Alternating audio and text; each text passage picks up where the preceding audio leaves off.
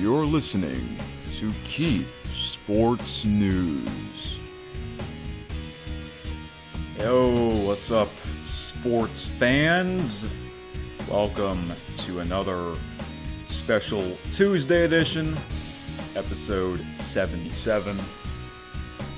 It might as well be every Tuesdays and Fridays during the NFL's regular season, which means lately the Tuesday episodes are always long episodes, but I'll try not to make this too long because I don't really have too much time to talk about, a bunch of things. Like, what I'm trying to say is there's a lot to talk about, but I'm going to try not to take too much time to talk about each topic because I don't have much time, okay?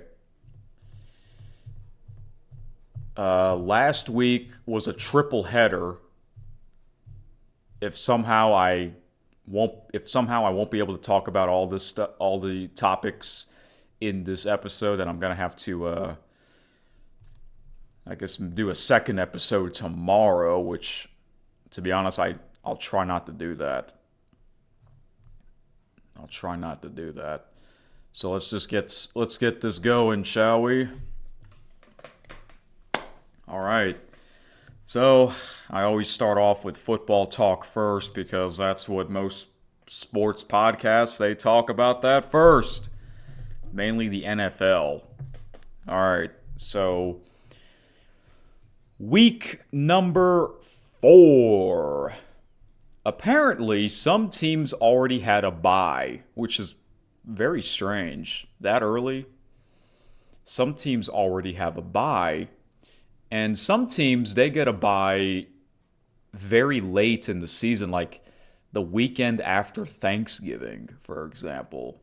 Some teams will get a bye. It's strange. I didn't realize that some teams had a bye until I checked the ESPN's website. All right.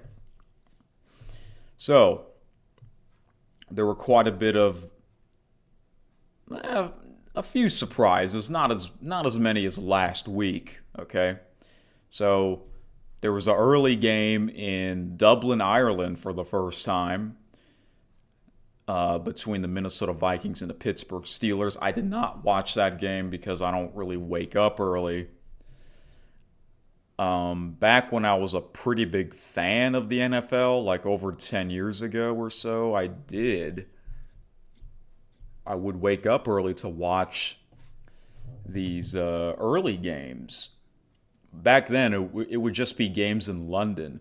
Now you got games in Brazil, England, Ireland. Oh my gosh, it's crazy. A couple years ago, they had some games in Mexico City, so I don't know if they're going to do that this year or not. I really haven't been paying attention to all the international games. All I know is that every year the Jacksonville Jaguars, they play in London. I guess that's London's favorite team. So this game I didn't watch, and this is really strange to me. So the game was on NFL Network. So you'd think Rich Eisen would be the announcer, or someone that works for NFL Network. No. It was Joe Davis from Fox Sports. Why was he the announcer? Why was he the announcer on NFL Network? That doesn't make any sense to me. Or Joe Davis was the announcer, so why wasn't the game on regular Fox? I don't understand that. And I probably never will. I really thought Rich Eisen would call that game. Because I thought I heard that he would call that game. Maybe it's another international game that he'll call. He did call the Brazil game, the free game on YouTube. By the way, his podcast, a lot of football talk. If you're an NFL junkie, you probably do listen to the Rich Eisen show.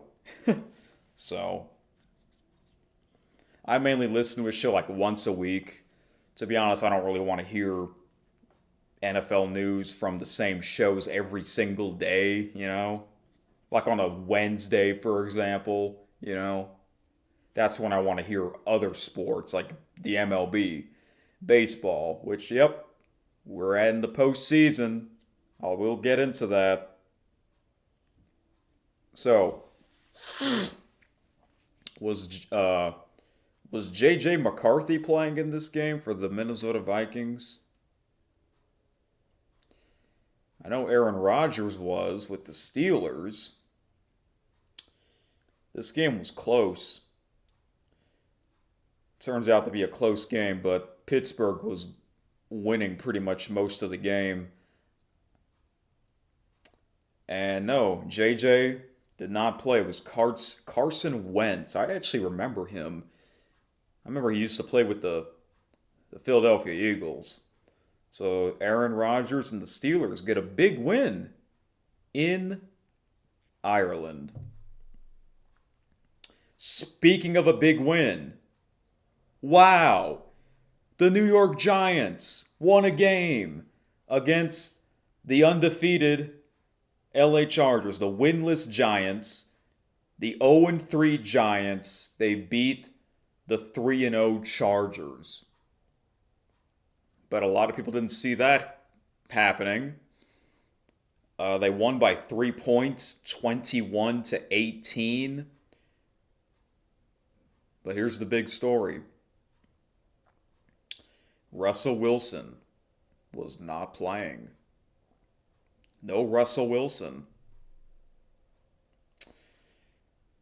So they brought in, who's the name of this other quarterback? His last name is Dart. What's his first name? I'll have to look that up. Jackson Dart. I never really heard of this player. Where did he play in college? Oh, wow, he's only 22? No wonder I never heard of him. This is really his first year in the NFL. 2025. So Jackson, he played for the USC Trojans and the Ole Miss Rebels. This was his first game as a starting quarterback, and he gets a big win. Oh, after that, they gotta permanently make him the starting quarterback. Russell Wilson, at this point, he can kiss his career goodbye. Yeah, I don't know what happened to Russell Wilson. Ever since he left the Seattle Seahawks, he hasn't been the same. You know who else hasn't been the same? Much. Pete Carroll, the former Seattle Seahawks head coach. Yeah. Back when Russell Wilson was the quarterback and Pete Carroll was the head coach, yeah, Seattle Seahawks were a really great team. And the Seahawks, they are a pretty good team right now. Yeah, they are a pretty good team right now. So, big win for the New York Giants. Oh boy! They're going to take on the New Orleans Saints. I'll talk about the Saints a little bit later. Okay, this game, the two 0-3 teams, the Tennessee Titans and the Houston Texans. The Texans had to win that game. They had to win that game. They were in the playoffs last year. They had to win that game, and they did. Shutout, 26-0. Does this mean the Titans are the worst team in the NFL? I think they were the worst team last year. It was either them or Carolina. They were like the two worst teams. A shutout. Wow. All right. They had to win that game. Otherwise, if the Texans were to lose that game, pretty much their season's over. A big win for the Atlanta Falcons against the Washington Commanders. The week after, the Falcons got shut out by the Carolina Panthers after the week where they beat the Minnesota Vikings on the road. Isn't that weird? Falcons are having a weird season. I call that a roller coaster season. One week you're great, the next week you suck. The week after that you're great again. So does this mean next week they're going to suck? I mean, the Washington Commanders, they're a pretty good team. They made it to the NFC Championship game last year. Wait a second. I forgot. What's his name? Jaden Daniels. He's not playing. Isn't he injured or something? They brought in Marcus Mariota. I remember when he played for the Tennessee Titans. Maybe he should have kept them. Back then, the Titans were a pretty good team. Michael Penix Jr. was still the Falcons quarterback. So isn't Kirk Cousins still with the Falcons? What happened to him? Oh, what is with these injuries? Okay. Big win for the Falcons. Let's see who the Falcons play next week. Are they going to suck next week? They are playing. Oh, they're not playing. They have a bye. Never mind. I think they have a bye. They have a bye next week. Yep, they do. Okay. Never mind. Moving on here. New Orleans Saints against the Buffalo Bills. This is my father's two favorite teams because he grew up in Buffalo, New York, and he's been living in South Louisiana for a long time. It was at Buffalo. We all knew they would win. But the Saints, they put up a pretty good fight for a while. But I think the Buffalo Bills, their defense is not that great. So that's another thing. But, the Buffalo Bills, they are still one of the best teams. The New Orleans Saints are probably still one of the worst teams. So we're going to have Saints and Giants. So instead of winless Saints against the winless Giants, we're having the winless Saints against the 1-3 Giants. 0-4 Saints against the 1-3 Giants. Oh boy! What to expect in that game? Well, I'll preview Week 5 on Friday's episode of KSN. This was a big matchup. Two undefeated teams, the Philadelphia Eagles, Super Bowl champions, against Tampa Bay Buccaneers. This was in Tampa.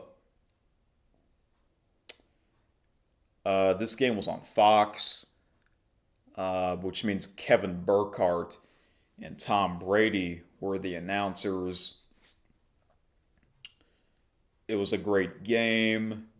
Surprisingly, this wasn't a late afternoon. Oh, wait, never mind. CBS had the late afternoon games. Yeah, that's how that works. They usually alternate.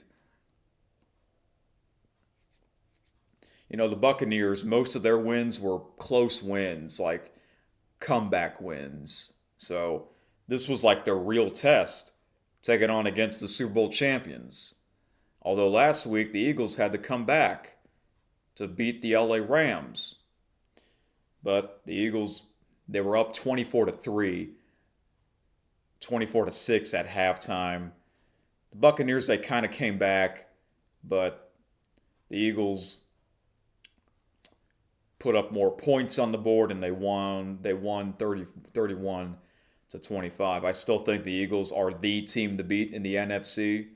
I have this team going to the Super Bowl against the Buffalo Bills, and I have the Eagles winning the Super Bowl again. The Detroit Lions, they got a victory over the Cleveland Browns. The Lions' offense is really good. Yeah, they put a lot of points on the board. The New England Patriots put a lot of points on the board. 42 points. Okay. Mike Vrabel's team. I have the see. Before the season began, I made my division winner picks. I think I had New England in third place or second place. I think I have them in third place. I have the Miami Dolphins in second. So, Patriots, was this their first home win? Yeah, it was. Okay, they're 2-2 now. Let's see, Bryce Young. Okay, Bryce Young, starting quarterback for the Panthers. All right. This was a huge win. This was kind of surprising. The Jacksonville Jaguars, they beat the San Francisco 49ers on the road. Jacksonville's 3-1. I don't think people realize that the Jacksonville Jaguars are 3-1. The reason why I say that is because the Jacksonville Jaguars, they had a lot of bad seasons. They've had a lot of bad seasons. 3-1? That's unusual for the Jags. Wow, a road victory, a big road victory for the Jaguars. Amazing. Uh, okay, Brock Purdy was playing. Cause I think it was last week, the 49ers had Mac Jones playing, the backup.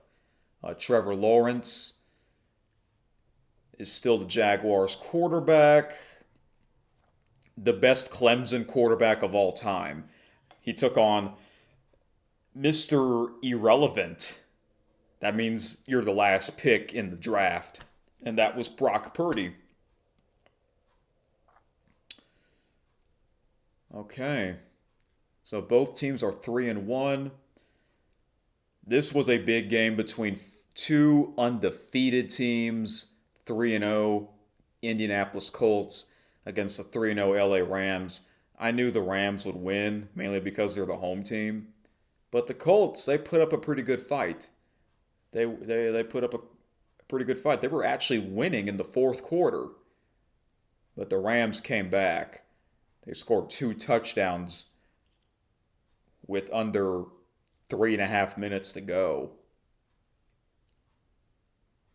I think they showed a highlight because, I like watching Sports Center on TSN. So at the end of their program, they'll show like the worst play of the day, the highlight of the night.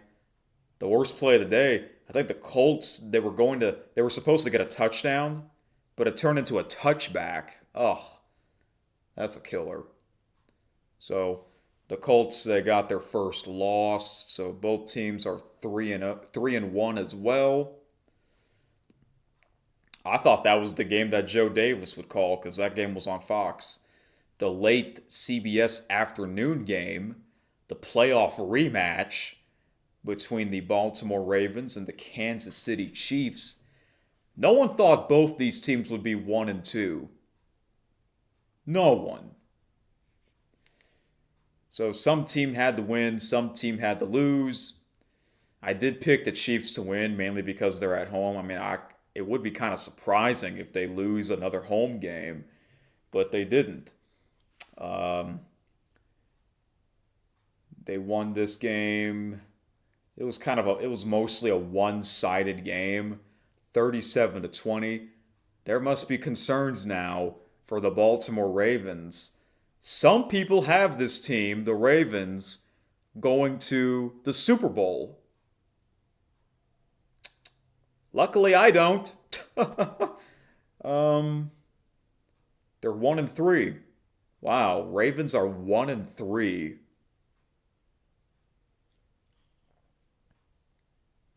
Wow. That might be the That's one of the surprising stories so far. The Ravens are 1-3. Hmm. But hey, no team's the same from start to finish, so maybe they can somehow get themselves out of this hole. The Chicago Bears, they beat the Vegas Raiders by 1 point, 25-24. Sunday night football. Oh boy. Sunday night football. Okay. Green Bay Packers and Micah Parsons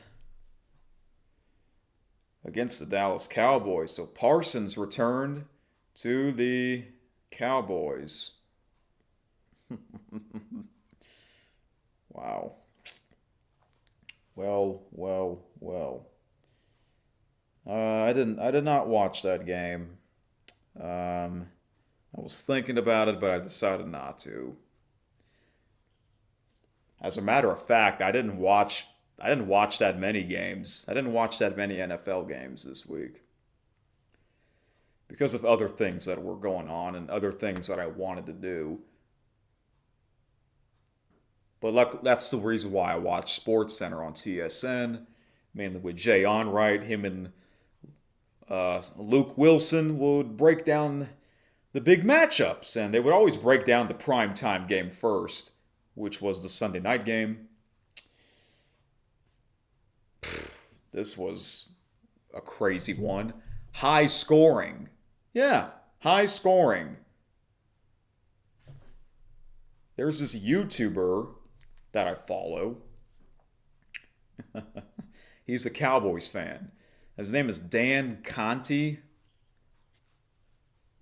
And I think I told you guys this story before, but I found him back in 2018 because I found a video of him watching the Super Bowl. He did like videos of him watching the Super Bowl.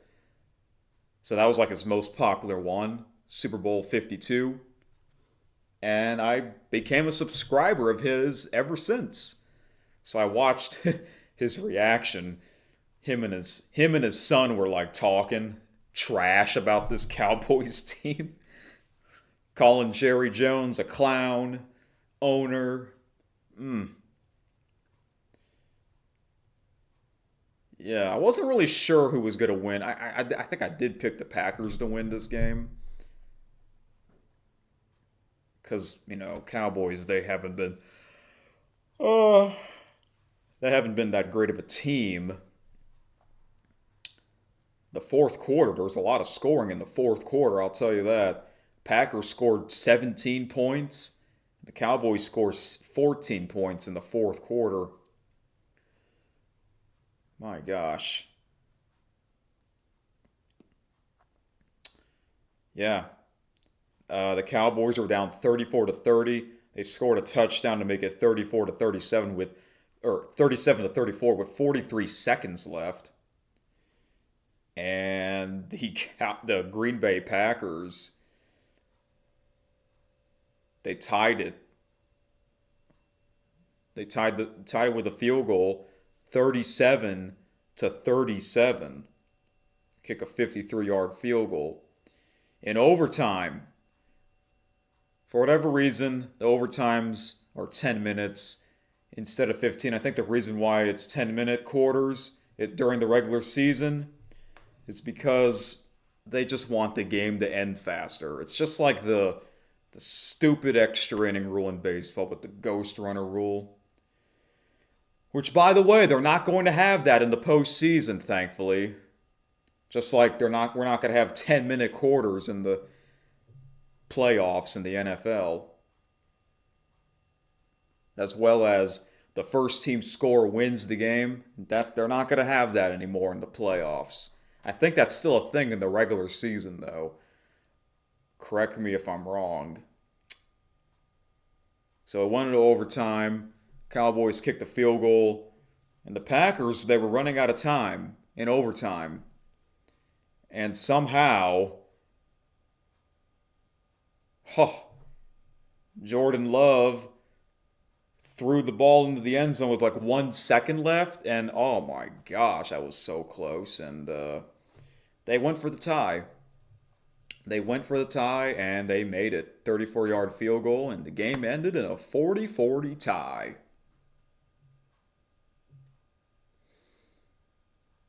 Felt like a Cowboys loss. What a game for Micah Parsons to return, even though he didn't really do much. He did, he had that one play. He took down Dak Prescott. You know how the winning team gets interviewed on the field? Like some of the players on the winning team, they get interviewed on the field. Why not have players from both teams getting interviewed on the same field because the game ended in a tie? That would have been cool. I don't know. Wow. A 40-40 tie. It's been a couple of years, I think. Yeah. A tie is rare in the NFL. And I know most people say they want to get rid of ties. Yeah, including myself. I heard that the last time the Cowboys were in a tie game was the late 60s. And I heard that this was the second highest scoring tied game in history. Wow. All right then. And then, it's a doubleheader on ESPN and ABC. It's doubleheader Monday Night Football. Okay, well, except instead of the 6 and 9 p.m. Central games, one game was at 6 p.m. Central. The other game was at the regular 7:15 Central. The early game was on ESPN. The two 0-3 teams between the New York Jets and the Miami Dolphins. What if that game ended in a tie? That would be kind of funny if that game ended in a tie. Have we ever had two ties in the same week in the NFL? I don't think so, but I think we had two tie games in the same season, but it wasn't in the same week. Yeah, you'll have to look at the standings, the previous standings. One of them, I believe, was the Cincinnati Bengals. They were involved in the tie. Okay. Speaking of the Bengals, we'll get to them. The first one, New York Jets, Miami Dolphins. AFC East, the game was in Miami. I picked them to win, and they did win. The Jets lose again. However, the Jets, they put up a pretty good fight. They put up a pretty good game here. Yeah, they're 0-4. But, excuse me. They're 0-4, but most of their wins were close losses. Their only bad loss was to Buffalo Bills, but they lost to the Steelers by 2 points. They lost to the Buccaneers by 2 points. And they lost by the New York Jets by 6 points.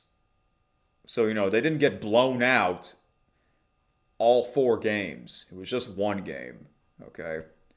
So, still, they're 0-4. Oh my gosh, they're going to take on the Dallas Cowboys. Wow. Are you serious? Oh my gosh. That's a weird matchup. Cowboys and Jets? Oh boy, it's on Fox at noon Central. Okay.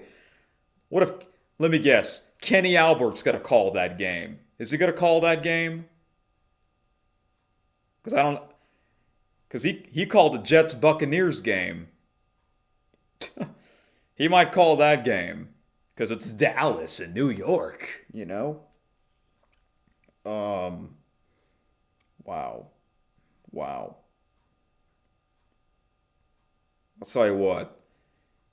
If the Jets don't win this game against the Cowboys, oh my goodness gracious, they must be really cursed.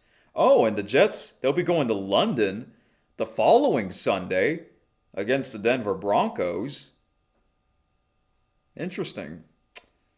Okay, then. But the biggest story.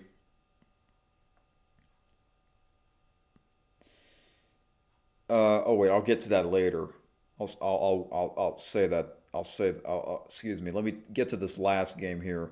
Cincinnati Bengals and the Denver Broncos. Hmm. Yeah, I did pick the Broncos to win, mainly because not only they're a home team, but no Joe Burrow. And the Bengals, they played like they didn't belong on the field. Uh, no Joe Burrow. When you don't have your starting quarterback, a lot of times you play like crap. You play like trash. That happened to the Montreal Alouettes in the CFL without Davis Alexander. They played like trash without him. Now they played great because he's back. Okay? Ugh. I mean, the Denver Broncos, they had to get that win anyways. So, uh, there we go. Both of those Monday night doubleheaders were not exciting matchups. I guess the one that's more exciting is the Jets Dolphins because that's a rivalry, and they were both 0-3 teams. Chris Fowler was the announcer for that game, and Joe Buck was the announcer for the Bengals Broncos game. Before I get to the standings for the NFL, some sad news, man. Oh, that I heard in the NFL. The first one, the New York Giants. Malik Neighbors out for the season. Wow.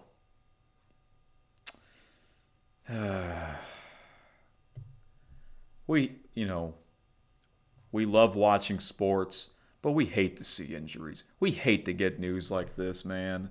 Especially when the season has only begun like a couple of weeks ago. First, Joe Burrow. He might not come back in December. And now Malik Neighbors. Oh.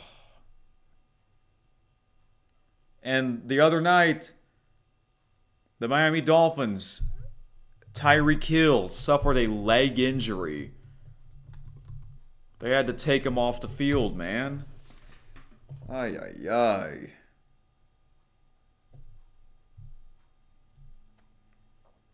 What the heck? Boy, what is with these injuries? The Houston Astros, they had a lot of injuries. Ah. Hey, that's sports for you. If you're an athlete, you're going to get hurt at some point. That's the way it goes. You got to be tough. I know. There's pro wrestlers that get injured, out for a couple of months. It can be scary, man. It can be scary.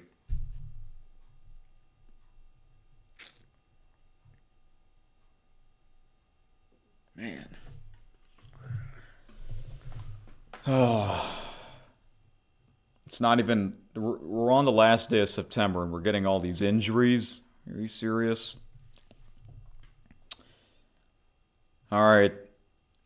Quick look at the standings here. So the teams that are still undefeated in the AFC, Buffalo Bills, that's it. The Buffalo Bills are the only team that are undefeated. They're 4-0. The winless teams in the AFC are the New York Jets and the Tennessee Titans. The Titans are worse than the Jets. They are. Mainly because the Titans got shut out. Did the Jets get shut out? No, they did not. In the NFC, the undefeated team remaining is the Super Bowl champions, the Philadelphia Eagles. And the only team that's winless is the Saints. All right. So we have two undefeated teams and three winless teams. Wow. Okay, Thursday night football. Uh-oh, 5T or your favorite team. Wow, it's another NFC West rivalry. Back-to-back Thursday night NFC West rivalry games? That's interesting. 49ers at the LA Rams. I'm going to go with the LA Rams. Sorry, 5-tear, but I think it'll be a pretty good game.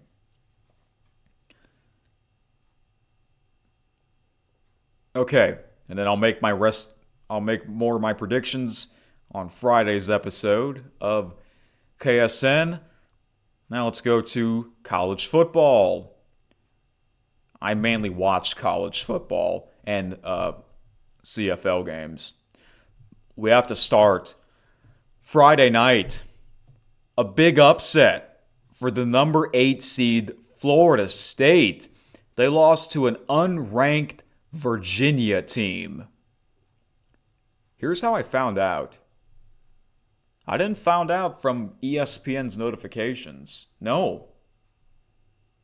I found out on my YouTube homepage. Yeah. It was the moment where Virginia won and their fans immediately stormed the field. I was like, when I saw the title of the video, I'm like, what the heck? This is the upset of the year. I think, yeah, this is a bigger upset than Syracuse beating Clemson, I think. It's up there. Wow, Florida State, the team that beat Alabama in the first game. They lost to an unranked Virginia team, a score of 46-38 in 2 overtimes. And yes, I saw the video where the fans immediately stormed the field of Virginia. They got the game-winning interception, and that's how they won. And the fans immediately stormed the field. And there was like a few, they immediately stormed the field with the Florida State players still on the field. I hope they didn't get run over. I wonder if the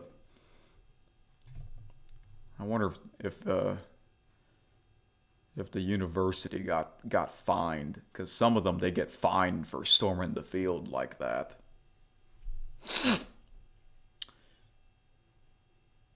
Crazy. Wow. Oof. And I heard that Florida State's going to take on Miami this weekend. I will preview that game for sure in the next episode of KSN. So yeah, I didn't watch the Friday night games because I was watching CFL games. Saturday, I mainly watch SEC games on ABC. The first one, oh my gosh. Notre Dame absolutely crushed Arkansas in Fayetteville. 56-13. OMG. And I actually picked Arkansas to win. I'm like, okay, yeah, Arkansas, they could have beat Memphis, last week. Maybe this is going to be their big win. Notre Dame, they're not used to 11 a.m. early Central Time games. No. That was not the case. Unbelievable. 56-13. Arkansas's defense is absolute trash. It is so trash. See, my father, he was telling me this, so I'm saying it to you guys. Because, he went to Arkansas. That's why he roots for them. He told me the head coach of Arkansas, Sam Pittman, will get fired the next day on Sunday. And that's exactly what happened. Sam Pittman got fired. I feel bad for the guy. When they hired him to become the head coach for Arkansas, they were really bad. Arkansas was really bad before they had Sam Pittman. This is the late 2010s. They were a really bad team. The worst team in the SEC. And, when they hired Sam, they gotten better over the years. But, man, terrible defense. So he got fired after that terrible loss. And the interim head coach, Bobby Petrino, takes over, who used to be the actual head coach of Arkansas in the late 2000s. I was reading about him. He was also the Louisville head coach. Yeah, a familiar face. So he's taken over, and you know what he did? I got an ESPN notification. As soon as he took over as interim head coach, he fired the defensive coordinator. Yeah. Wow. So, Sam Pittman, he'll be joining Mike Gundy. Those two guys are no longer coaching. What if Sam Pittman goes to Oklahoma State? I don't know. But, yeah, it's a shame. Both pretty good coaches got fired in the month of September. I remember Les Miles got fired from LSU back in 2016, and that was kind of surprising at the time. Yeah, and now you don't hear it. You don't even know what Les Miles is up to nowadays. Same with Ed Orgeron, the man who replaced Les Miles, LSU's coach, and Mike Gundy replaced Les Miles as the Oklahoma State head coach. So yeah. Speaking of LSU, they were in action in a huge game against Ole Miss. This was the 2:30 p.m. Central Time ABC game. Sean McDonough, Greg McElroy were the announcers. And, obviously I want LSU to win. I said to myself, I messaged my uncle, because pretty much all we talk about is college football, mainly LSU.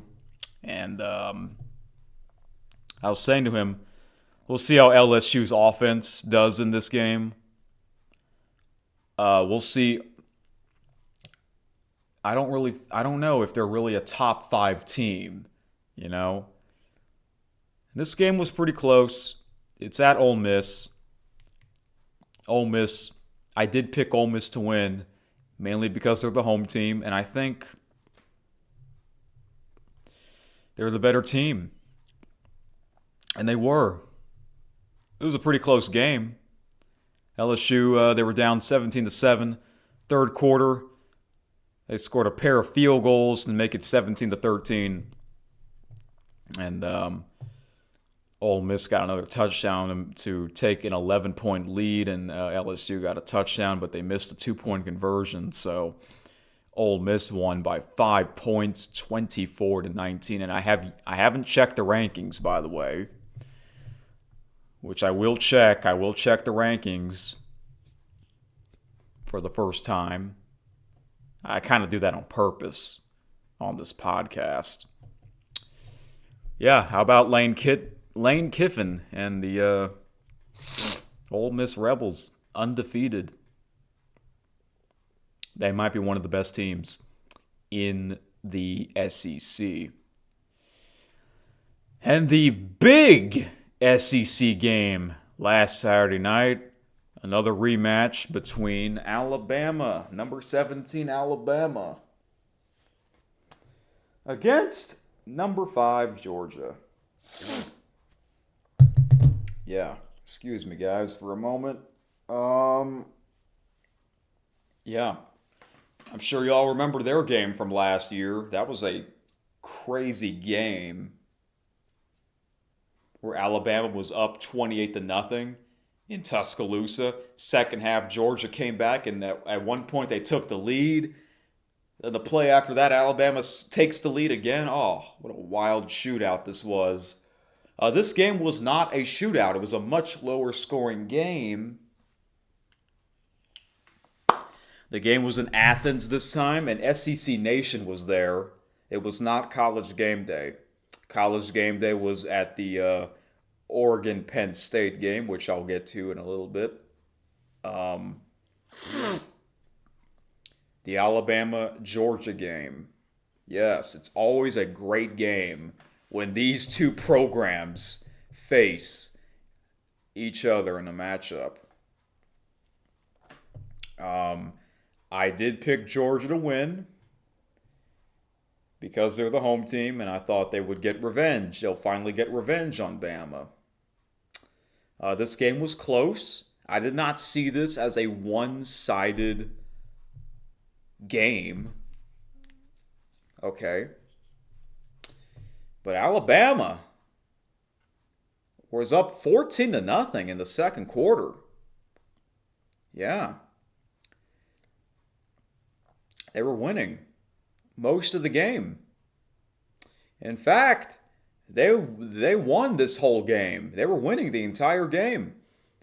The second half, Alabama did not score any points, and they still won by 3 points, 24 to 21. A huge win for the Crimson Tide.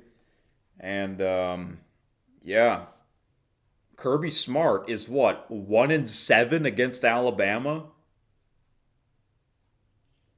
Wow. And I saw a comment. A lot of people saw this comment. Alabama is still Georgia's daddy. I guess you're right. Yeah, no matter what. So it turns out Kirby Smart doesn't have a Nick Saban problem. He has an Alabama problem. Yeah.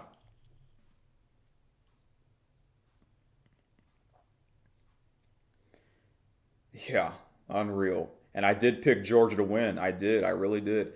Yeah, it is so hard to pick against Bama. It's like almost every time I pick against Bama, which is a rare thing, I get it wrong. I thought Bama would beat Florida State. I got that game wrong. I had Bama losing to Georgia. I got that game wrong. You know? It is so hard to pick against Bama. That just shows you Alabama has a great football history. Same with Ohio State. Those are like the top two. They have like great history from the past. Speaking of Ohio State, they took care of business up in Washington, 24 to 6. The number one team in the country, as they should be. The late, the NBC game, the Big Ten game on NBC. Oregon, number 6 at number 3. Penn State. This game was close. I knew this game would be close. A rematch from the Big Ten championship game. It's so weird that Oregon's in the Big Ten. I really wish the Pac-12 was still a conference, and I think I heard they're going to bring that back next season. I don't know if that's true or just a rumor, but I knew this game would be close.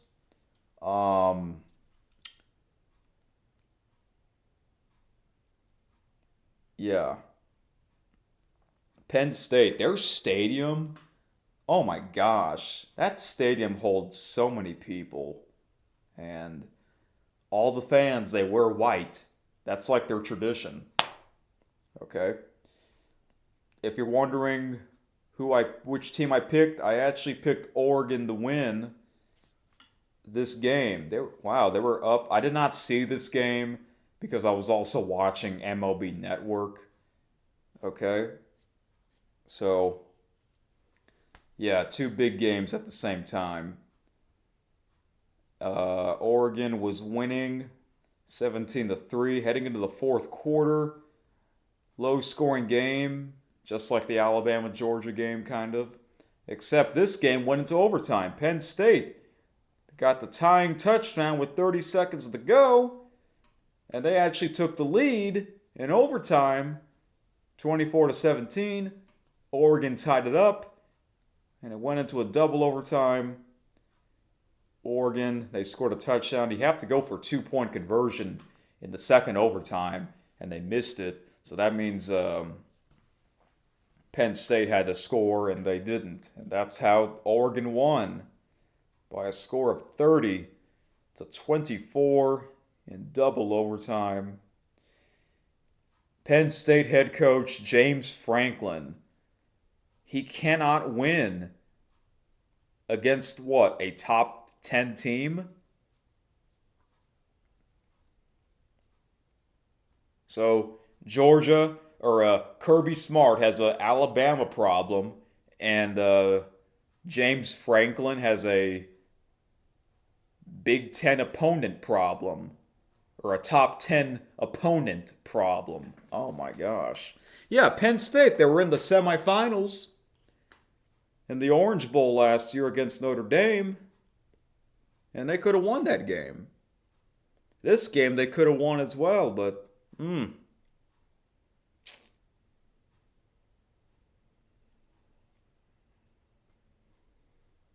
maybe they'll have another rematch. I don't know. In the Big Ten, it depends on the standings. And back to the SEC. Actually, before I mention that, I wonder which game had more people watching. Was it the Oregon Penn State game or was it the Alabama Georgia game? Yes, the Oregon and Penn State game is technically the bigger matchup because they're both in the top 10. That's why College Game Day was there. But I think more people were watching Bama against Georgia because of their history, especially after their matchup last year's. Yeah. That's why I chose to watch that game instead of the Oregon Penn State game.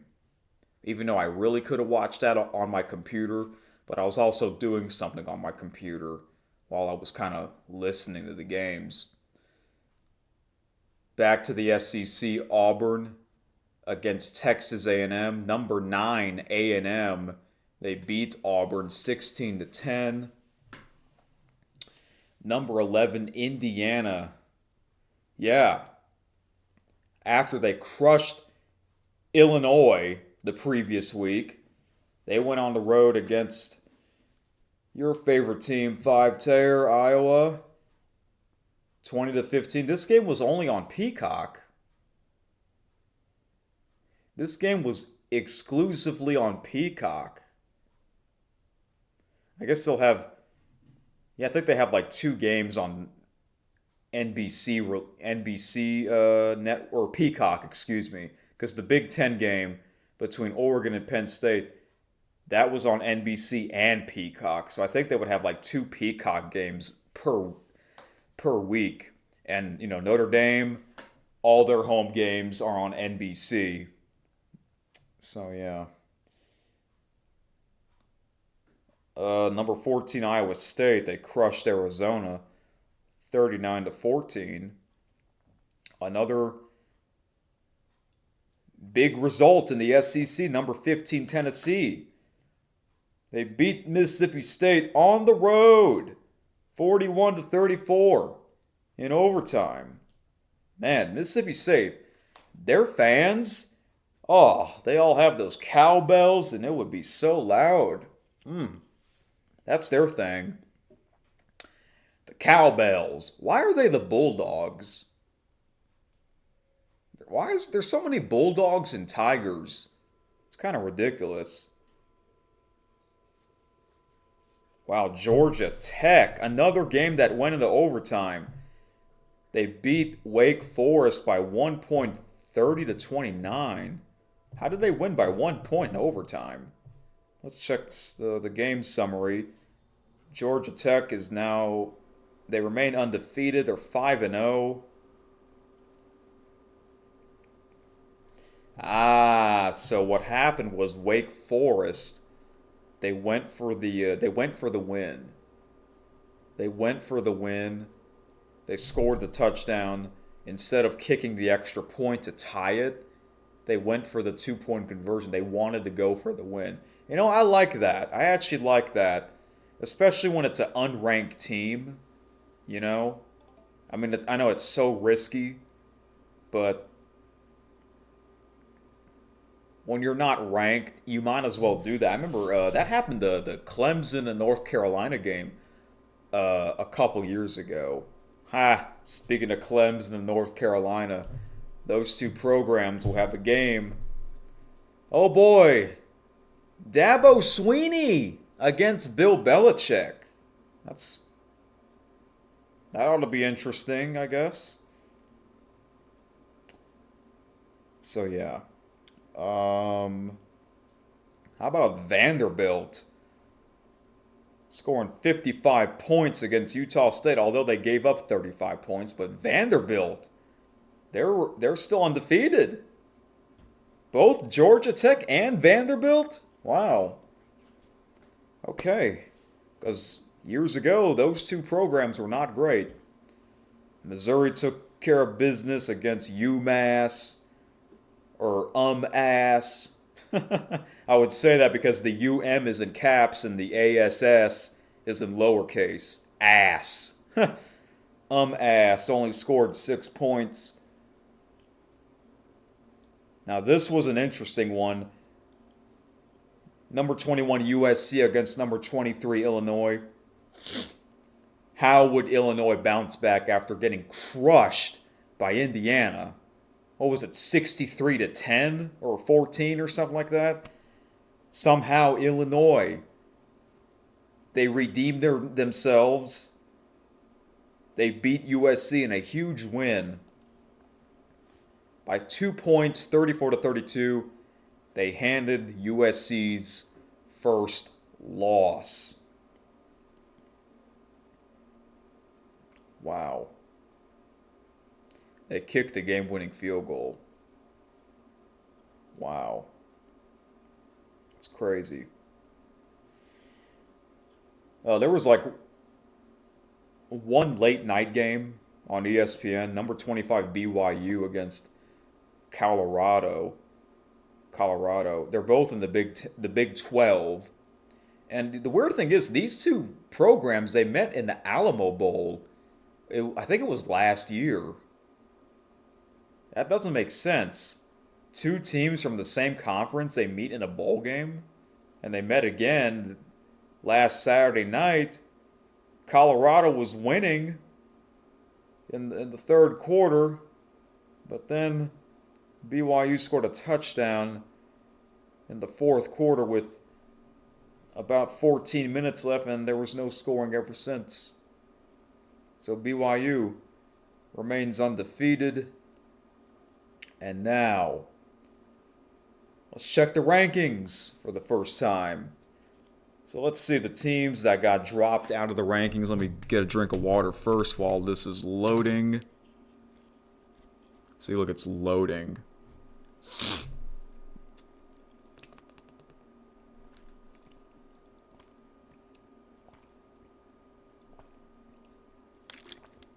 I don't know why.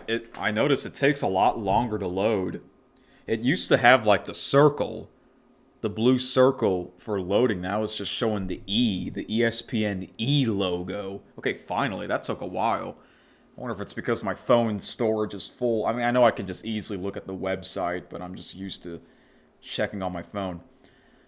Okay, the teams that dropped from the rankings are USC and TCU. All right.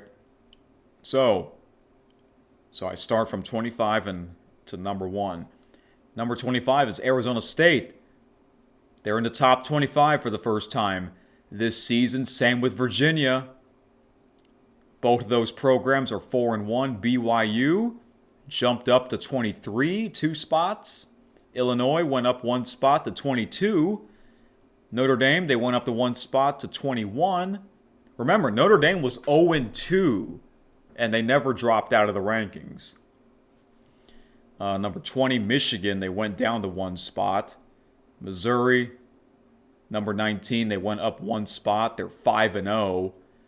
Oh, Florida State, they dropped down 10 spots. 3-1. Number 18, Georgia Tech, even though they're still undefeated, they went down one spot to 17. Vanderbilt went up 2 spots to 16. They're also 5-0. Tennessee remains at 15. Iowa State remains at 14. Ooh, LSU went down 9 spots to 13. Yeah. You know, I know they had a huge win against Clemson, and they went up to number 3 in the country. I didn't thought they would went up that high. But, you know, that's how the rankings work sometimes. Now they're down to 13. Georgia went down 7 spots to 12. Texas Tech went up 1 spot to 11. Alabama is now number 10. They went up 7 spots. Texas, number 9. Indiana went up 3 spots, number 8. They're undefeated. Wow, Indiana in the top 10. Amazing.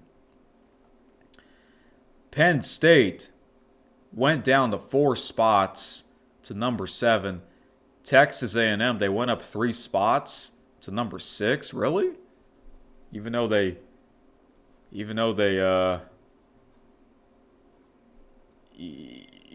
only beat Auburn by 6 points. Okay, then. Number 5 is Oklahoma. They went up 2 spots. Number 4, Ole Miss, up 9 spots. Did I say points? Excuse me. I meant to say spots. They went up 9 spots from number 15 to number 4. Number 3 is Miami. They went down 1 spot. Oregon went up 4 spots to number 2. And Ohio State remains at number 1. Interesting. I'd say the biggest story.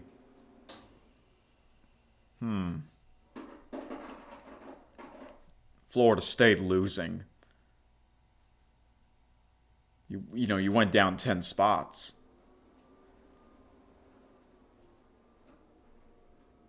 Yeah. All right, then. Let's see. Are there any interesting games on Thursday or Friday? Friday, we have West Virginia at number 25 BYU. That's at 9:30. Okay, well, probably not going to watch that game. I usually watch the late CFL game anyways. All right, I'll make my preview Week 6 on Friday's episode. See, this episode's already over an hour, and there's a lot more to talk about. CFL! We'll talk about that next. Okay. So it was Week 17. You know which games I watched, or this one particular game. The Calgary Stampeders at the Montreal Alouettes. The return of Davis Alexander. Amazing. Yeah, when he was not playing, most of their games, they didn't play very well. Yeah. They did not play very well. But they played amazing tonight against the Calgary Stampeders.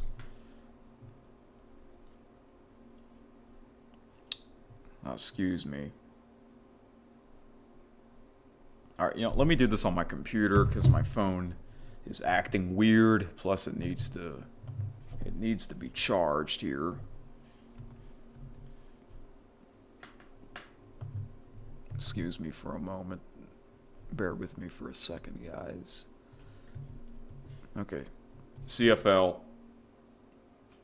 Week 17. Stamps. Als. Okay. Yeah, the Alouettes, they played amazing. They played very well. They scored a lot of points, as they should. Yeah, that just shows you how important the quarterback is, man. Yeah. They scored 38 points. They beat the Stamps by 18 points, 38-20. They look like they're back to their old selves, at the beginning of the regular season. I have a good feeling that this team can make the playoffs. They might not win the East Division, but they can get into the playoffs. After that victory, after that performance, I'm feeling pretty good now. So that's great.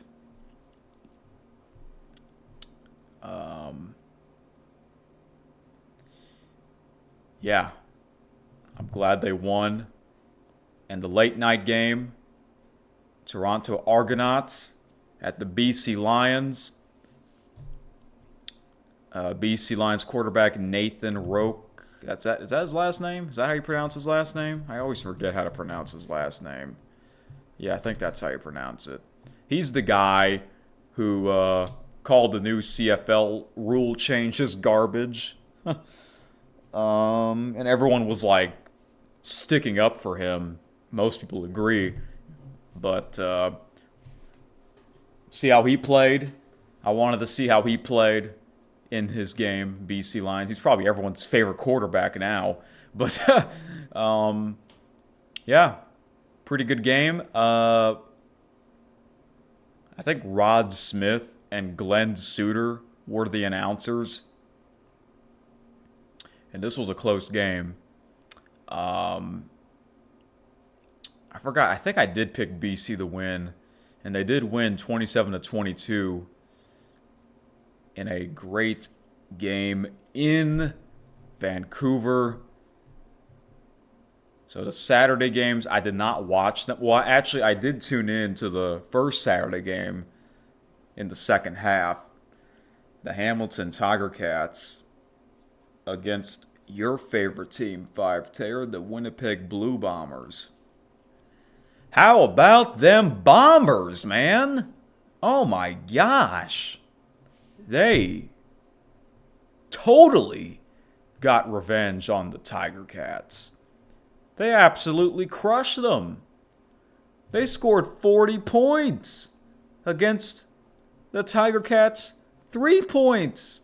What a blowout. This might have been the blowout of the season. It's one of them. 40-3. Oh, well, that's great for me, Montreal Alouettes, because it's the Hamilton Tiger Cats rivalries. So thank you, Blue Bombers, for taking care of those Tiger Cats. 40-3. Wow. I didn't really see much of this game because when I tuned in, it was already a blowout in the third quarter. And the final game, I actually did not watch it because it was on during the SEC game. The Saskatchewan Roughriders at the Edmonton Elks. Wow. The Elks. They won. And you know what? I would normally watch the highlights if I miss a game, but I didn't. I didn't really have the time, and I kind of forgot as well. And I really thought the Rough Riders would win. No. The Elks stunned the Riders by a score of 27-25. They won by 2 points. Maybe I'll still watch the highlights. Well, I can't tonight, or today, I should say. I gotta go to sleep. But, yeah, because the Riders, they did not play last week. They had a bye, The Elks with another upset win. So let's take a look at the standings after week 17. I can't believe it. We're already in the final month of the regular season of the CFL. That's crazy. East Division, first place, the Hamilton Tiger Cats, 9-6, followed by the Alouettes, 8-7. The Argonauts are 5-10. They're most likely not going to. They're most likely eliminated in the playoffs. Same with the Red Blacks. They're 4-10. West Division, the Rough Riders still have the best record, 10-4. I still think they're going to win their division. The Stampeders are 8-6. The Blue Bombers and the Blue Bombers and the Lions are tied, 8-7, and the Elks are 6-9. The Alouettes won 3 games in a row after they lost 5 in a row. Isn't that crazy? The Stampeders lost 3 in a row, and the Lions won 3 in a row.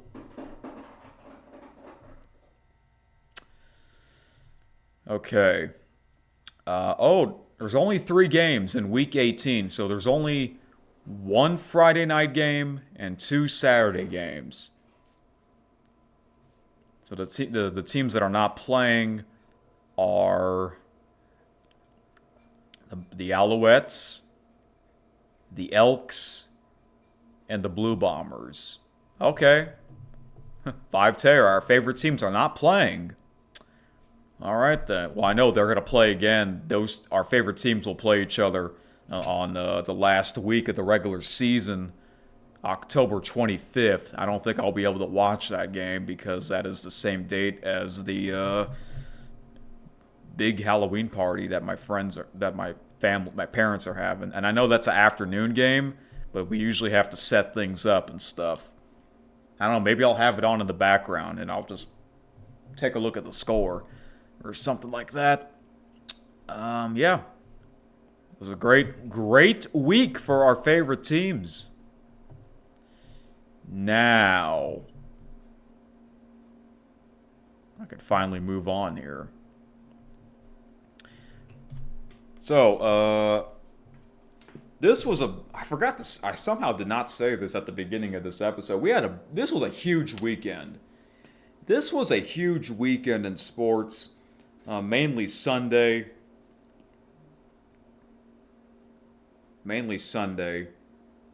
Sunday, there was so much going on.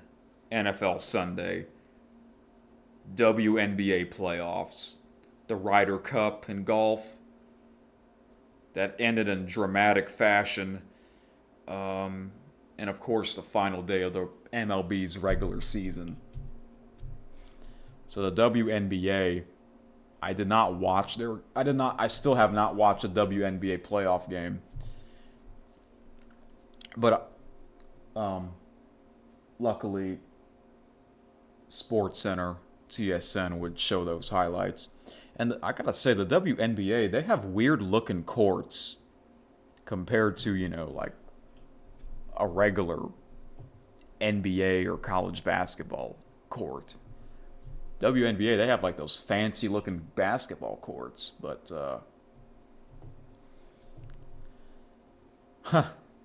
the biggest story was Phoenix Mercury. They beat the Minnesota Lynx to advance to the WNBA Finals. And I saw they showed the Lynx coach. She was pissed off at the officiating. I do know about that.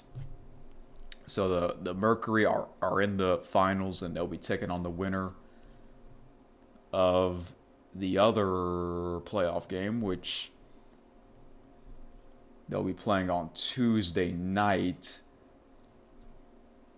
8:30 p.m. on ESPN2. The Indiana Fever and the Vegas Aces. This is Game 5. Winner of this game goes to the WNBA Finals. And the WNBA Finals is best of 7. I think the semifinals should also be best of 7. It could be in the future. It's a shame that Caitlin Clark cannot play because she's been dealing with her, what was it again? I forgot what it was, but hey, she's there rooting for her team. I might watch. I don't know. Maybe I might watch the WNBA finals. The problem is that it's during the MLB postseason. But it is what it is. Yeah, this is the last day of September. October is going to be a wild month in sports. Of course, you got, NFL, college football, the last month of the regular season for the CFL, WNBA finals, the beginning of the NBA and NHL regular season, and of course, the most important, MLB postseason. There's nothing like it. Too much happening. I know. Every night there's something going on. And now I'm going to save the MLB for last. Before I talk about the postseason, I got some news here.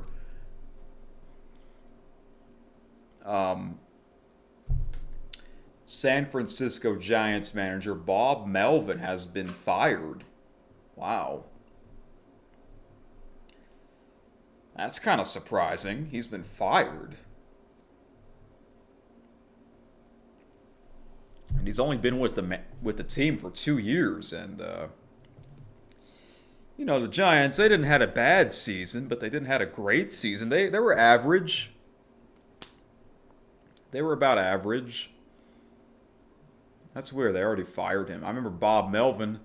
Before he was the Giants manager, he was the Padres manager. He didn't last very long there.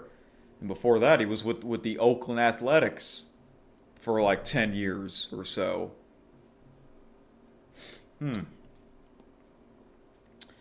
Another manager that's out is Bruce Bochy, but I think Bruce Bochy's retired, right? Isn't he retired? Isn't he retiring?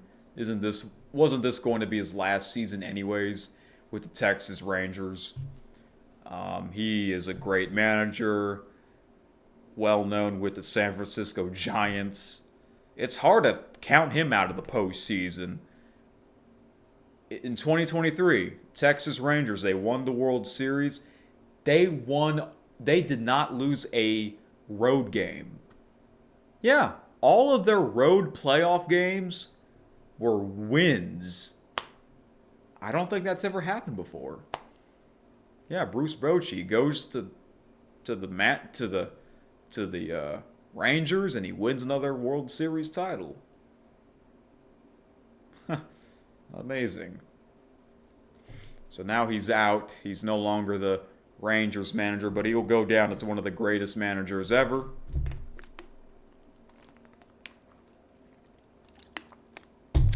I think, wasn't he the oldest active manager?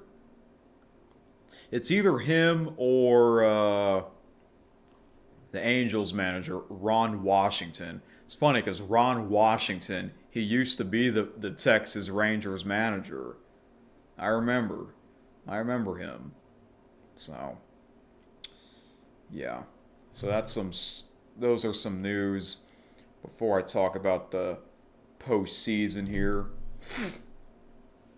The postseason set, ladies and gentlemen. That's right. I actually did a KSN update where I found out that the New York Mets have been eliminated. The Mets are eliminated? Come on. That is... No. Oh my gosh, after all that money they spent? I mean, that's insane. Last year, they made it to the National League Championship Series against the Los Angeles Dodgers. They put up a good fight. A better fight than the Yankees did in the World Series. The offseason, the Yankees, they had Juan Soto. The offseason, the Mets, they get Juan Soto. Soto signed the biggest contract in sports history, which is insane. I mean, what the heck happened to this team? I mean, this team, they won a lot of games in the first half. Let's look at their win-loss record history for 2025 season here. They were off to a great start. I mean, yeah, they were off to a great start. First half of the season. Yeah, they were on some winning streaks, man. After June 12, they were 45-24, and then they were on a losing streak. They lost 7 in a row. As a matter of fact, they lost 10 out of their last 11 games. Yeah, they kept losing games. Before the All-Star break, they were 55-42, so not too bad. But the second half, it gets worse. It gets worse. They were on a winning streak. They won 7 games in a row. After July 27, they were 62-44, and it was the beginning of the end. Oh my gosh. What happened? They lost, after that, after July 27, they lost 1, 2, 3, 4, 5, 6, 7, 8, 9, 10, 11, 12. Oh my gosh. They lost 11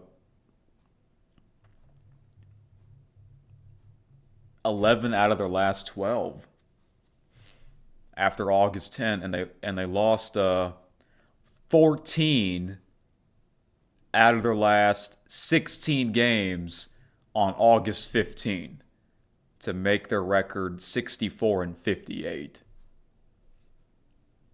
It's unbelievable. And another crazy losing streak. After September the 5th, they were 76-65. And then they lost 1, 2, 3, 4, 5, 6, 7, 8 in a row. September 13, 76-73.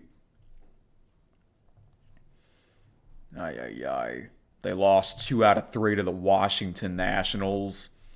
And they lost 2 out of 3 against the Miami Marlins. If they were to sweep the Marlins, they would have gotten in. How does that... Oh my gosh. How does that not happen? They just suffered the biggest collapse in sports history. They did. Unbelievable.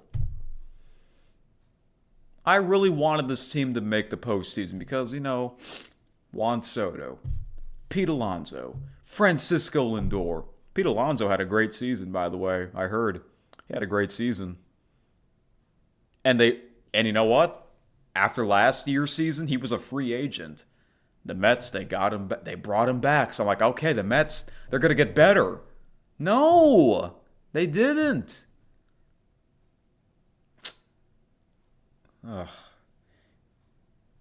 So instead, the team that got in is the Cincinnati Reds. And no disrespect to the Reds, it's cool to see them in it because they haven't been in the postseason in many years.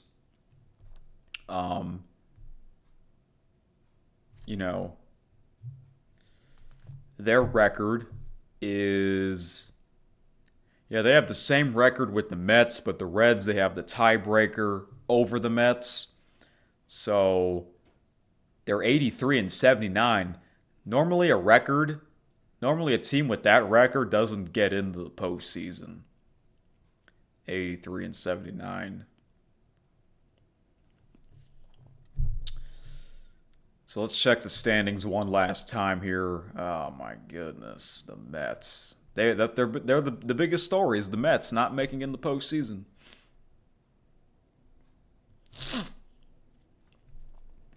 All right, might as well stay in the National League. So let's see here. Philadelphia Phillies 96-66. Milwaukee Brewers 97-65. They have the most wins. Chicago Cubs 92-70. Cincinnati Reds 83-79. Los Angeles Dodgers, World Series champions, 93-69. San Diego Padres, 90-72. San Francisco Giants, yeah, I mentioned their average. They're 81-81. Colorado Rockies are 43. They finished 43 wins and 119 losses, so they did not break the record. They did not tie the record for the most losses in modern baseball era. In the American League, both the Toronto Blue Jays and the New York Yankees have 94 wins and 68 losses, but the Toronto Blue Jays, they won the American League East because of the tiebreaker. The Boston Red Sox, they're 89-73. They got in. So, yeah, we're not going to have postseason games in minor league ballparks. That'd be weird if the Rays got in and the A's got in, you know. The American League Central was a tight battle between the Cleveland Guardians and the Detroit Tigers. The Detroit Tigers, they were winning most of their division. They almost suffered a huge collapse. So let's go through their win-loss record. They almost suffered a huge collapse. Okay, so yeah, they opened up the season with the LA Dodgers, the World Series champions. They got swept. Yeah. Who knows? What if that's the World Series? A rematch from the very first series of the season. I don't think that's ever happened before. So, yeah. This team had great pitching. Skubal is their greatest pitcher. The first half of the season, they were really good. You know, they won quite a bit of games. I'm scrolling down here. Let's see here. They won 50 games on June 24, 50-30. Pretty good. They kept winning more games here. At the end of the first half, 59-38. Not bad. Not bad. Second half, let's see what happened. They've been losing quite a bit of games. They lost 6 in a row on July 26, 60-46. Then they won 4 in a row, July 30, to make it 64-46. Okay. And then they got some losses, but they still got quite a bit of wins. So, August the 12th, they're 69-52, and then they won 1, 2, 3, 4, 5, 6, 7, 8, 9 out of their last 10. So, August 23, they were 78-53. Then they lost 4 in a row, August 27, to make it 78-57. Okay, and then it was back and forth between wins and losses. And then they had losing streaks. Listen to this. Starting September the 11th, they were 84-63. And then they lost 1, 2, 3, 4, 5, 6, 7, 8, 9, 10, 11. Let me count that again. 1, 2, 3, 4, 5, 6, 7, 8, 9, 10, 11 out of their last 12 games. They lost 1, 2, 3, 4, 5, 6, 7, 8 in a row. September 24, they lost 8 in a row. And they lost 11 out of their last 12 games. 85-73 on September the 24th. And then, it's crazy, man. Meanwhile, the Cleveland Guardians were kind of the opposite. So, the first half, July 13, 46 and 49. Yeah, more losses than wins. Yeah, can you believe that? More losses than wins. This team, oh my gosh, this team was on a losing streak. They lost 1, 2, 3, 4, 5, 6, 7, 8. Excuse me.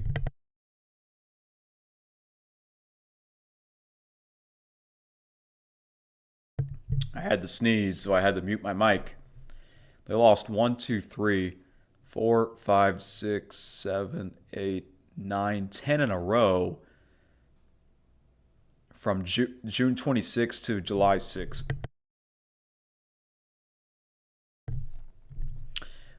Wow, that's insane. Let's take a look at their second half of the season, the Cleveland Guardians. July 22nd, average 50 and 50. Okay. They started winning quite a bit of games. They won 1, 2, 3, 4, 5, 6, 7, 8, 9 out of their last 10 games. August 9, 61 and 55. Okay. August the 9, they were 61 and 59. And on August the 9, the Detroit Tigers were what? 67 and 51? Okay, so they were still ahead. But before the Guardians, they won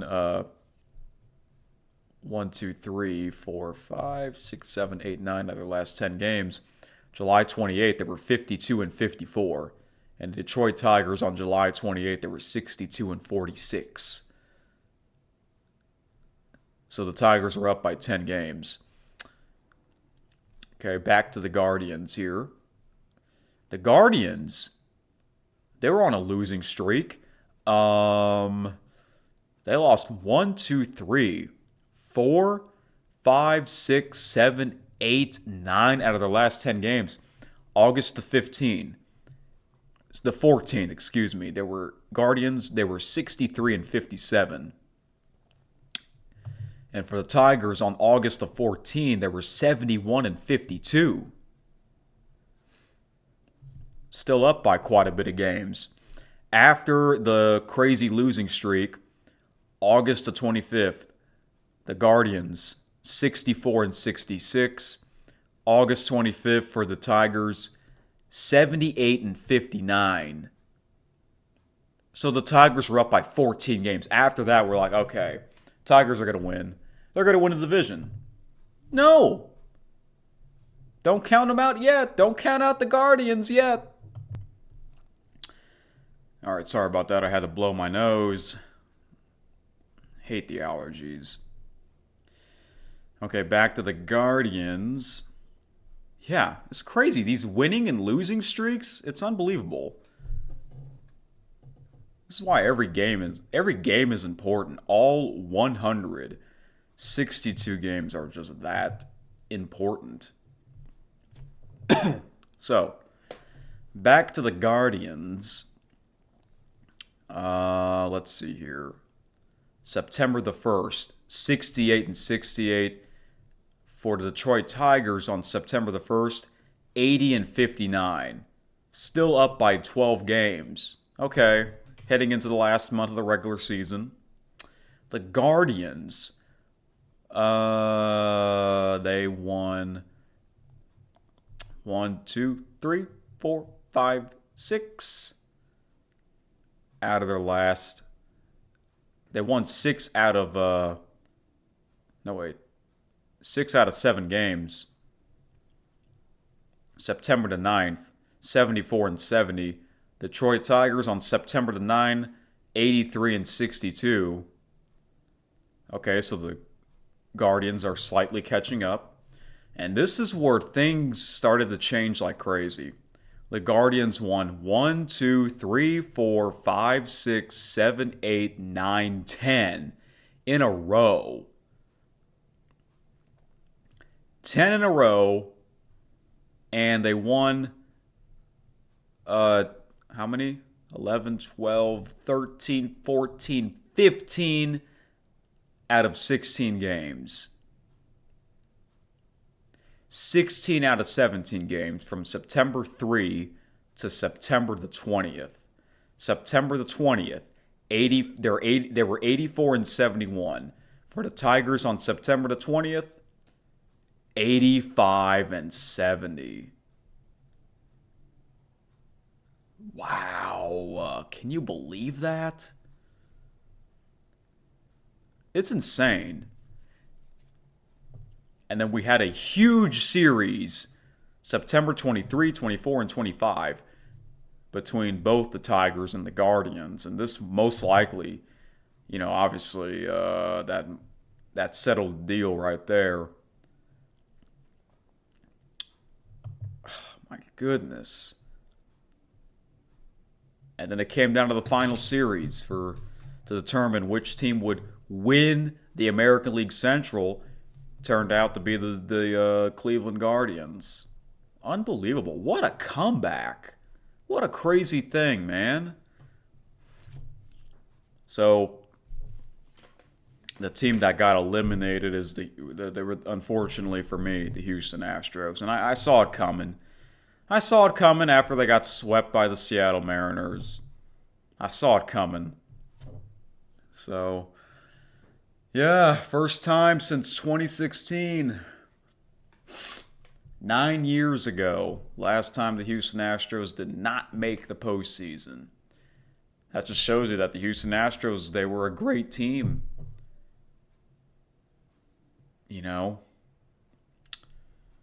I was really hoping they would get in, but I just had a feeling that they weren't going to get in, especially with all those injuries that they suffered. Seems like that happens to a team every year, a team that deals with the most injuries. And unfortunately, this year was the Houston Astros that suffered all those injuries. Listen to this. They're 87 and 75. They have a better record than the Cincinnati Reds. And the Reds got in. But that's how it works, And they have the same win-loss record with the Detroit Tigers, but the Tigers have the tiebreaker.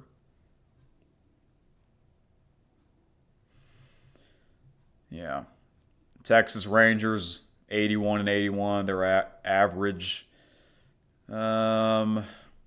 Angels came in last place. What is with that team? With Mike Trout. They can't make the postseason with him. They only made the postseason one time, and that was like over 10 years ago. Chicago White Sox, 60 and 102. Hey, 17 more wins than the Colorado Rockies. Yeah, no team has won 100 games this season. All right. So, the New York Mets, man, not in the postseason. Instead of Mets Dodgers, instead of Mets Dodgers wild card series, we're getting Reds Dodgers wild card series. So here is the schedule here for the postseason. Yeah. Tuesday, today, September the 30th. So, the first game is the American League Wild Card, Game 1. Okay, so all four games. I don't like that, to be honest with you guys. They've done this for the past couple of seasons where they have all four games on the same days. Because you know how if you are old enough to remember, before they introduced the best of 3 series for the wild card games, back then it was just 2 wild card games and they were both 1 game each. Okay? Basically, You win, you move on, you advance. You lose one, you lose that one game, you're eliminated. But both of those wild card games were not on the same dates. They were both on separate nights, so I don't know why they couldn't do the same like this. Like, for example, Tuesday, have just the American League wildcard games. Wednesday, you have both the American League and the National League wildcard games. I don't know. I guess they don't want to, excuse me. I guess they don't want to extend the postseason too long. They don't want to be, they don't want it to be like the NBA and NHL postseason where it lasts 2 months. I guess that makes sense. But anyways, the first game is the Detroit Tigers at the Cleveland Guardians at 12 p.m. Central on ESPN. I'm going to miss that game because I'll be at work. And that's another thing I don't like. Why they've done this every year. Playoff day games during the weekdays, not the weekends. Playoff day games during the weekdays. The NBA and NHL, they don't do that. They don't have playoff day games from Monday to Fridays. They would only have playoff day games on Saturday and Sunday. So I don't know why the MLB can't do the same. Maybe they do it because in the old days, I'm talking about a long time ago, the World Series was played during the daytime. Yeah, my father, he's old enough to remember that. Yeah, the World Series was played during the daytime. That was the old days of baseball. There were no night games. Wrigley Field. I don't know if you know this, 5-Ter, but Wrigley Field was the last stadium to add lights to their stadium. Yeah, Cubs, they would play a lot of day games. Whenever the Cubs are playing on Friday at Wrigley Field, it's usually a day game. And the Cubs will be hosting a day game against the San Diego Padres, 2 p.m. on ABC. All right. And the two evening games are both on ESPN. Boston Red Sox at the New York Yankees and the Cincinnati Reds at the Los Angeles Dodgers. So, to me, out of all these wild card games, the biggest one, it's Yankees Red Sox. It has to be because of their history. Yeah. Most people are going to watch that series. Whether you're a fan of either one of these teams or not.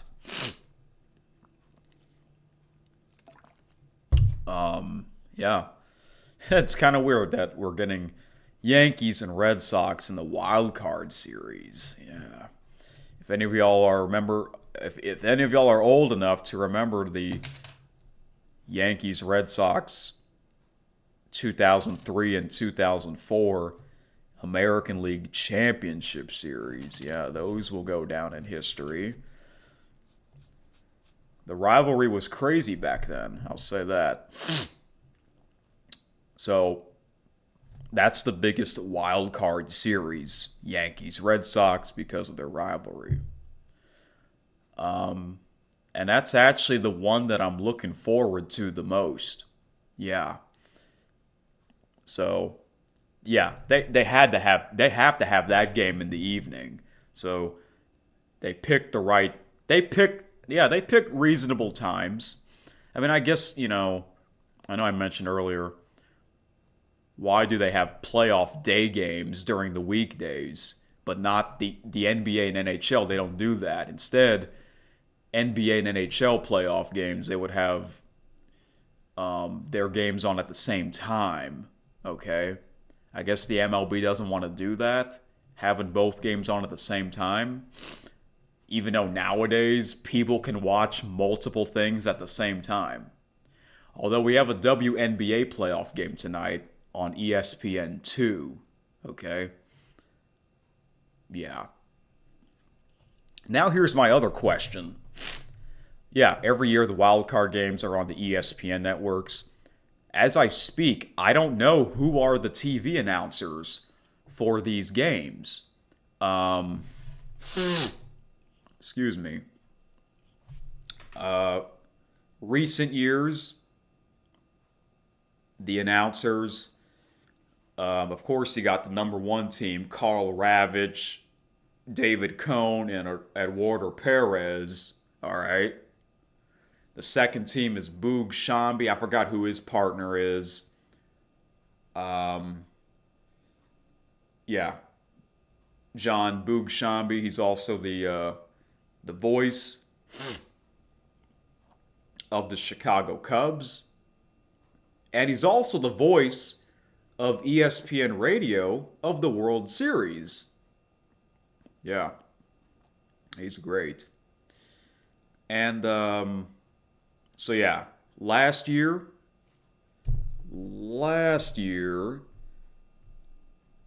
in the wild card games, they were all on ESPN. Another announcer that called one of these wild card series recent years is actually Michael Kay, the New York Yankees announcer. That's right. I think he's going to call one of these wild card series. I don't know which one. And then the final team, I think, is it going to be Sean McDonough? Because I remember Sean McDonough, he called a wild card series in 2023. I don't know if he called last year's. I don't remember if he called last year's. Yeah, it's kind of weird. Sean McDonough calling. This is like the only time he calls a baseball game. He actually was the voice of MLB in the 90s because it was on CBS. Yeah, Sean McDonough was on CBS back then until CBS lost the rights to the MLB. And I think after that, Sean McDonough has been with ESPN ever since. And he's the voice of the NHL on ESPN, which, by the way, their season is starting up pretty soon.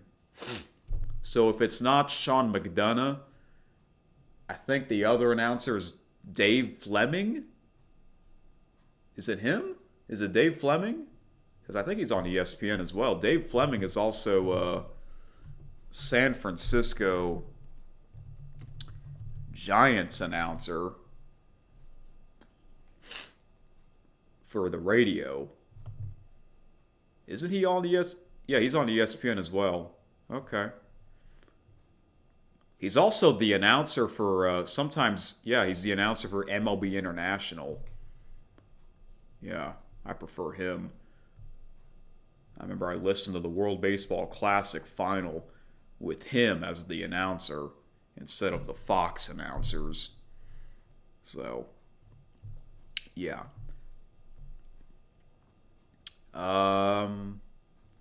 So I don't know which announcers are going to call which series, but if I have to guess, it's always fun guessing, right? I wonder, is Boog Shambi going to call the Padres and Cubs game?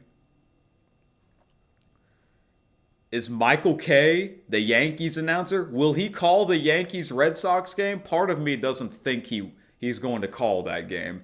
I think Carl Ravitch and Eduardo Perez and David Cohn are going to call the Yankees Red Sox series because it's the biggest one. I think Michael Kay is going to call. Is he going to call the Tigers and Guardians game? Or the San Diego Padres Cubs game? last year he called an American League wild card series, okay? And the year before, he also called another American League wild card series. I think it depends on the location. I don't know.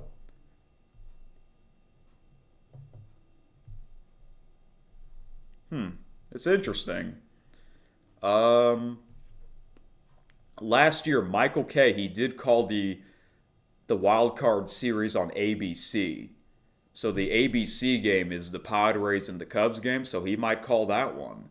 Maybe Boog Shambi's going to call the Tigers and Guardians game. I don't know. Who's going to call the Reds Dodgers game? Everyone is going to expect the Dodgers to win that game, that series. Guess I'll find out. I mean, I could look it up. Should I look it up? Is there a way where I can look that up?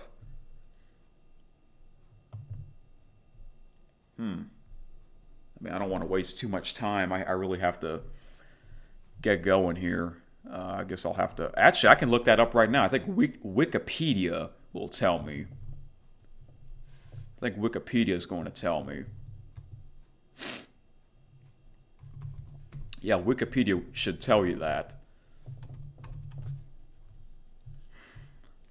Let's see if they listed. Normally they would list the announcers and the umpires. I don't know the umpiring crews for these postseason, but it's always interesting to see which umpires are in these postseason games. Yes, there are quite a bit of umpires that I do remember from over 10 years ago.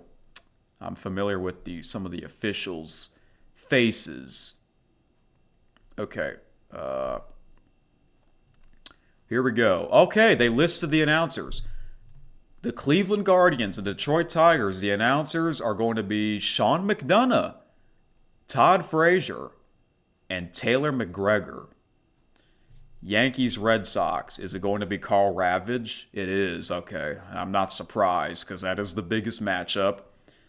Okay, Buster Olney is going to be on the field as well. So is Michael Kay going to call the Padres Cubs game? Because that's on ABC. He called last year's ABC wildcard game. And I assume Boog Shambi's going to call Reds and Dodgers. Let's see here. For the Dodgers and Reds, it is going to be Boog Shambi. So that means, okay, Boog Shambi, Doug Glanville. Okay, I remember him. They're the ESPN radio announcers, the voice of the World Series on ESPN radio. Cubs, Padres. Oh, it's not going to be Michael Kay. No Michael Kay? What? Aw, I was hoping to hear him. No Michael Kay. Instead, it's Kevin Brown. Who's Kevin Brown? Oh, wait. Kevin Brown is a sportscaster for the Baltimore Orioles. He's also a play-by-play commentator on several college sports with ESPN. Huh. Because he didn't call any of the wild card games last year. It was Michael Kay, Boog Shambi, Sean McDonough, and Carl Ravage, I believe. So no Michael Kay this year. I wonder why. Well, he has a podcast. I haven't listened to it yet, so I guess I will listen to it today while I follow the scores of these games. All right, cool. It's interesting to hear Sean McDonough call a baseball game because this is like the only time. This is like the only time he calls a baseball game. Wild card series, and then after that, getting ready for the NHL season. All right, now I know. Oh, it also lists the umpires. Cool. Best of 3. Okay, cool. So that's it for that. And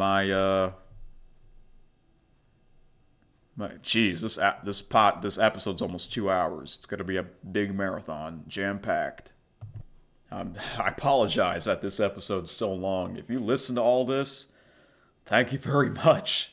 Especially you, Five Tayer. By the way, the shirt that I'm wearing. Yeah, I know. I usually say this. The shirt that I'm wearing at the beginning of the episodes. Now I'm saying this now. Look what it says. It says root for the home team. Yeah. Yeah, since no Houston Astros are in the postseason, I have a few baseball shirts that I can wear for the postseason. So root for the home team. I guess I'll root for all the home teams. Guardians, Cubs, Yankees, Dodgers. Yeah. Okay.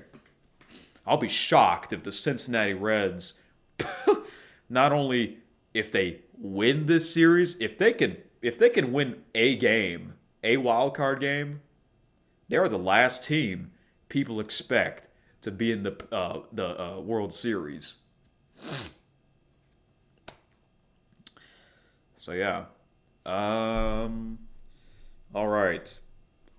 So Game 1's on Tuesday, September the 30th.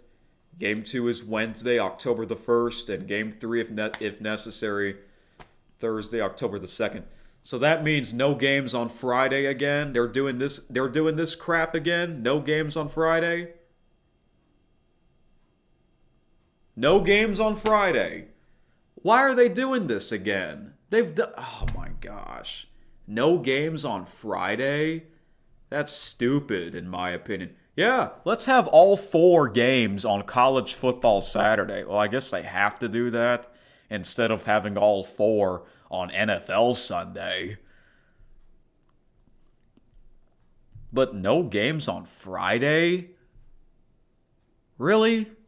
Really? Well, I guess I'll be watching CFL. Yeah. I mean, still, Friday, you gotta have some games on a Friday night. Come on now. They've done this for the past couple of years. It doesn't make sense. I mean, I guess it kinda does. They don't want to have all 4 on a NFL Sunday. But hey, they had all 4 WNBA playoff games on a Sunday. You know what I'm saying? So the teams that have a bye: Toronto Blue Jays, Seattle Mariners, Milwaukee Brewers, and the Philadelphia Phillies. We'll see how the bye affects them. But maybe those are the 4 teams that will advance to the championship series. So, if you're wondering what my predictions are, let's see here. Is there a particular team that I want to cheer for? I guess I'll cheer for your team, Five Tayer, Chicago Cubs. I'll also cheer for the New York Yankees. Not only because I kind of like their roster, as well as the Yankees radio broadcasting with Dave Sims and what's her name? Susan Waldman. Dave Sims used to be the Seattle Mariners television play-by-play announcer. Also the Boston Red Sox. They are one of my least favorite teams. So, my World Series prediction before the season began is still a possibility, and that is Boston Red Sox and the Philadelphia Phillies. I think I forgot who I said, which team I had winning, if that's the World Series, before the regular season began. I think I said I picked the Red Sox to win because it's hard to count that team out when they're on fire in the postseason. Instead, I am picking the Phillies. The Phillies, they are the hot team right now. I'm picking them to win the World Series, and I will cheer for them if that's the World Series. To be honest, I don't want to see the Red Sox in the World Series, but if it's Red Sox and Phillies, that is my World Series prediction. All right. So, if you want to know, I did my postseason bracket challenge If you want to know which teams I have, go to my main channel. Yes, I did a postseason bracket challenge on my main channel. You're probably wondering, why is it on your main channel? I thought your main channel's gaming and vlogging. Well, that's because, for a few reasons. Number one, the main reason why is because I've been doing it on that main channel every year since 2016. My MLB postseason bracket challenge, okay? The playoffs. I've been doing that every year since 2016. And I'm also, another reason why I uploaded on that main channel is because I told the people on that channel that, hey, I have a sports talk channel. If you want to hear me talk about sports, come to this channel. So I was basically promoting my sports talk channel on the main channel, which I think that's a good idea to do. Another thing that I do yearly as a yearly tradition is the Bowl Mania. ESPN's College Football Bowl Mania in December.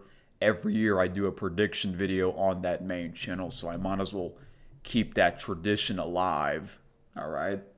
But yes, I did release the postseason bracket challenge video. I actually did 2 brackets. One on MLB.com, which is the one that I usually do it on. And the second one was on ESPN.com. Yeah. So it's okay to have 2 different predictions. And I haven't really listened to any baseball talk. So I'll have to listen to that today and hear what people have to say, and maybe I'll take some notes. Yeah. So the postseason it'll be very interesting as always. I always look forward to it, even though I'm not a huge fan of the MLB in general, but it's still pretty exciting in a way, even though my favorite team isn't in it for once. First time in 9 years. So I'll be rooting for the home teams, I guess, including the LA Dodgers, the World Series champ. I mean, hey, it would be crazy if the Cincinnati Reds, not only if they beat the LA Dodgers in this series, but if they can win one game. I don't see them winning a game at all. I just realized it lists the starting pitchers. So, Detroit Tigers, Cleveland Guardians, we're getting Tarek Skubal against Gavin Williams. San Diego Padres, Chicago Cubs, Nick Pivetta against Matthew Boyd. Boston Red Sox, New York Yankees, Garrett Crochet versus Max Fried. It's Fried, right? It's not fried. It's Fried. Okay. Cincinnati Reds, Los Angeles Dodgers, Hunter Green against Blake Snell. Oh, Blake Snell. He's a great pitcher. Yeah. Let's see. Game 1. I think all the home teams can win Game 1. I think that's going to happen, especially because I'm wearing the shirt. So, yeah. The main game I'll be focusing on is Red Sox, Yankees, because that's the biggest matchup. And it's crazy. The playoff bracket. The winner of the Tigers and the Guardians will take on the Seattle Mariners. The winner of the Yankees Red Sox will take on the Toronto Blue Jays in another American League East showdown. The winner of the Cincinnati Reds and the Dodgers will take on the Philadelphia Phillies. The winner of the Padres and the Cubs will take on the Milwaukee Brewers. If the Cubs win, we're going to have a National League Central showdown. Oof, my goodness. All right. So again, if you want to know what my bracket looks like, which teams I have going to the World Series, well, one of them is my World Series prediction before the regular season began.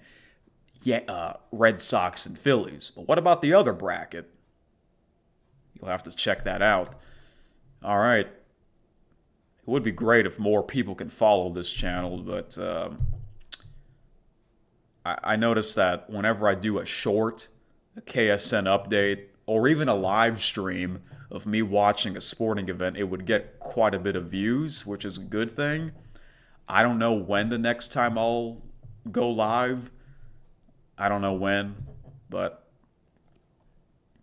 sometimes maybe I'll just go live whenever I want to. Surprise, I'm live, I'm watching this game. Or if not, then I'll try to let you know in advance. All right, guys, I'm done. I feel like I'm out of breath talking so freaking much. So it turns out I was able to talk about all the topics in one gigantic episode.